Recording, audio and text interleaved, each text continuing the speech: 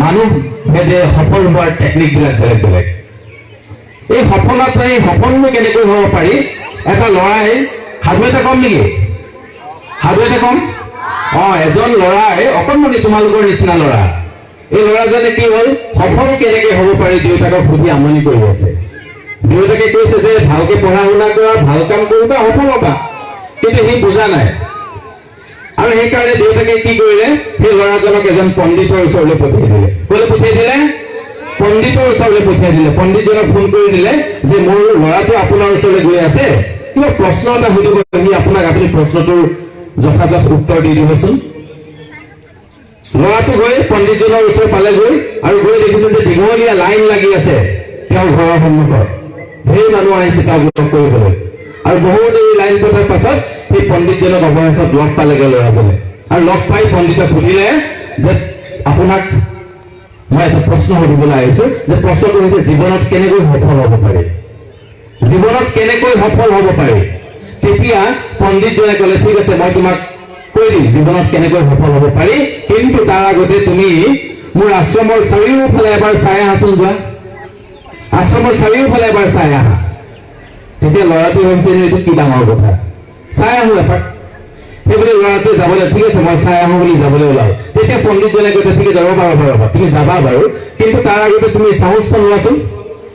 এই চামুচখন লোৱা আৰু ইয়াত মই 1 চামুচ তেল ঢালি দিছো। তুমি আশ্ৰমটো চোৱা, কিন্তু চাওঁতে এইটো মন কৰিবা যাতে তোমাৰ হাতৰ পৰা এটা টোপালো তেলৰ টোপাল পৰি নাযায়। তেতিয়া ল'ৰাটোৱে ভাবিলে কি ডাঙৰ কথা এইটো।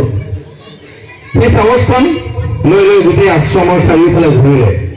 ঘূৰি আকৌ আহি পণ্ডিতজনৰ ওচৰত পালোহি। পাই পণ্ডিতজনে সুধিলে আহিলো। আচ্ছা তুমি গোটেই আশ্ৰমটো চালানে? চালো। কি কি দেখিলা? ধেৰ কিবা কিবি দেখিলো বোলে। আচ্ছা তুমি মোৰ ফুলৰ বাগিচাখন দেখিলানে, যিখন বাগিচাত মই বিভিন্ন দেশৰ বিভিন্ন প্ৰজাতিৰ ধুনীয়া ধুনীয়া ফুল আনি থৈছো? তেতিয়া ল'ৰাজনে ক'লে ফুলৰ বাগিচাটো মই ক'তো নেদেখিলো। ফুলৰ বাগিচা তুমি নেদেখিলা? আচ্ছা ঠিক আছে বাৰু, তুমি মোৰ ভোজনালয়টো দেখিলানে, য'ত মই বিভিন্ন দেশৰ ধুনীয়া ধুনীয়া ছবি আনি থৈছো চাৰিওফালে? তেতিয়া ল'ৰাটোৱে ক'লে ভোজনালয় ক'ত, মইতো নেদেখিলো। তেতিয়া পণ্ডিতে সুধিলে ঠিক আছে বাৰু তুমি নেদেখিলা, কিন্তু তোমাৰ হাতৰ চামুচখন আছে নাই, তেল চামুচ? তেতিয়া কৈছে আছে চব, মই 1 টোপালো তেল পৰিবলৈ দিয়া নাই। হয়, তাত তেল আছে। তেতিয়া পণ্ডিতে ক'লে তুমি যদি মোৰ বাগিচাখনেই নেদেখিলা, তুমি যদি মোৰ ভোজনালয়টোৱেই নেদেখিলা, তেতিয়াহ'লে কিটো দেখিলা? যোৱা আকৌ এবাৰ চাই আহা, কিন্তু চাবা তোমাৰ হাতৰ তেল চামুচ যাতে পৰি কি নাযায়। এইবাৰ আকৌ তেওঁ গোটেই চাৰিওফালে চাবলৈ গ'ল। চাই মেলি আকৌ ঘূৰি আহিলো। পণ্ডিতে ক'লে আহিলো। আচ্ছা হেৰি হয়, তুমি ফুলনি বাগিচাখন দেখিলানে? কি বাগিচা আপোনাৰ? কি ফুল নাই, মইতো জীৱনত ইমান ধুনীয়া ফুল দেখিয়ে পোৱা নাই আজিলৈকে। মই পগলা হৈ গ'লো আপোনাৰ বাগিচাখন দেখি। আৰু তুমি মোৰ ভোজনালয়ত দেখিলানে? দেখিলো। বা কি অপূৰ্ব ছবি এইবিলাক। এই ছবিবিলাক মানুহে অঁকা নে? মানুহে অঁকা। বিভিন্ন দেশৰ কিছুমান বিশিষ্ট শিল্পীয়ে অঁকা ছবি এইবিলাক। মইতো দেখি কিবা হৈ গ'লো। আচ্ছা ঠিক আছে, তোমাৰ হাতৰ তেল চামুচ আছেনে? তেল চামুচটো নাই, পৰি গ'ল। তেতিয়া পণ্ডিতজনে ক'লে যে সফলতাৰ মন্ত্ৰটো তাতে লুকাই আছে। তুমি জীৱনটো উপভোগ কৰিবও লাগিব, কিন্তু লগতে নিজৰ কামতো মন দি থাকিব লাগিব। বুজিলে কথাটো? তুমি চৌপাশটো চাবও লাগিব, বাগিচা চাব লাগিব, ফুলনি চাব লাগিব, ছবি চাব লাগিব, কিন্তু সেইবুলি তুমি তেল চামুচৰ কথা পাহৰি গ'লে নহ'ব। আৰু যিদিনা তুমি চব চাবা, চব চাই মেলি আহি যেতিয়া তেলখিনি তুমি এনেকে লৈ আনিব পাৰিবা, তেতিয়া জানিবা তুমি সফল। তেতিয়া ল'ৰাজনে আৰু বুজি পাই গ'ল।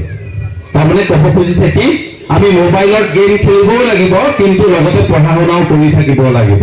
হয়নে নহয়? মোবাইলত গেম খেলা ল'ৰা ছোৱালী ইয়াত নাই মই জানো। আছে নেকি কোনোবা মোবাইলত গেম খেলা ল'ৰা ছোৱালী? মই জনাতো ইয়াত এটাও ল'ৰা ছোৱালী নাই। মই যি এটা আছো মোবাইলত গেম খেলো। আৰু যদি কোনোবা আছে হাতেৰে দেখিছে কিমান ধুনীয়া ল'ৰা ছোৱালী এইবিলাক। কোনেও নেখেলে মোবাইলত গেম, কোনেও নেখেলে। এইটো দাঙিছে এটা মাজৰ পৰা বঢ়িয়া এটা ক্লিয়াৰ দিয়া একদম হাঁহকে কোনেও জনা নাই কিন্তু সেই দাঙিছে আৰু কোনোবা আছে নেকি হাত দাঙা মোবাইলত গেম খেলি এইকেইটা পিছফালৰ পৰা আহিছে আৰু কোনোবাই খেলিছে নেকি হাত দাঙা মোবাইলত গেম এইকেইটা এতিয়া ওলাইছে আপোনাৰ কি ফ্ৰী ফায়াৰ খেলে নে সকলোৱে মোবাইলত গেম খেলে মই জানো বহা সকলোৱে মোবাইলত গেম খেলে কিন্তু মই ক'ব খুজিছো কি অকল মোবাইলত গেম খেলি থাকিলেই নহ'ব আমি আমাৰ পঢ়া শুনা কথাবিলাকতো আমি মন দি থাকিব লাগিব যেনেকৈ সেই ছাত্ৰজনে নিজৰ তেল চামুচ পেলাই দিলে আমি পঢ়া শুনাটো পেলাই দিলে নহ'ব আমি ফূৰ্তি কৰিব লাগিব ফুৰিবলৈ যাব লাগিব মামাৰ ঘৰত বিয়া খাবলৈ যাব লাগিব চিনেমা চাব লাগিব চব কৰিম কিন্তু আমি সেই তেল চামুচ পাহৰি গ'লে নহ'ব তেল চামুচ মানে আমাৰ কি তেল চামুচ মানে আমাৰ কি পঢ়া শুনা তো সেই দুইটা বস্তু যদি আমি সমানে চলাই যাব পাৰিম তেতিয়াহ'লে আমি জীৱনত আমি সফল হ'ব পাৰিম